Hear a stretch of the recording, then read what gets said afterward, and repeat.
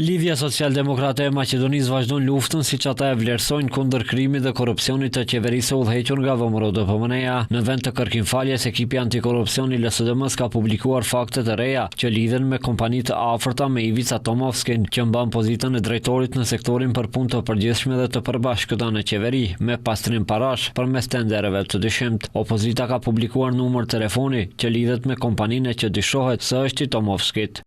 Jo, nuk do t'i kërkojmë falje Tomovskit. E kemi thënë dhe do t'a përsërisim. Nuk u kërkojmë falje atyre që thithin para nga qytetarët. Edhe Arsovski kërkoi falje. E tani askund nuk është. Hesht. Ne luftojmë kundër krimit dhe korrupsionit dhe vazhdojmë. Në vend të faljes son do të publikojmë edhe një të dhënë, edhe një fakt, edhe një provë. Mes numrave të telefonit që figurojnë në këtë kompani familjare, City Outsourcing është edhe një numër. E kemi kontrolluar atë numër dhe shikoni fotoja e kujt del. Ivica Tomovskit.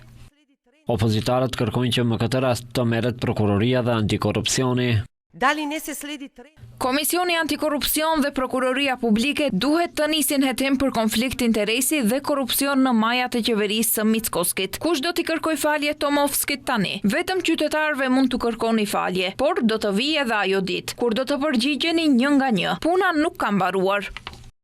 Ky është skandali i parë nga seria e skandaleve që pritet të publikohen nga LSDM-ja opozitare. Publikimin e skandaleve ka paralajmëruar kreu i opozitës, ndërkaq akuzat në fjalë ka hedhur poshtë si të pabaza Tomovski, i cili ka njoftuar se kundër partisë opozitare do të iniciojë procedurë penale.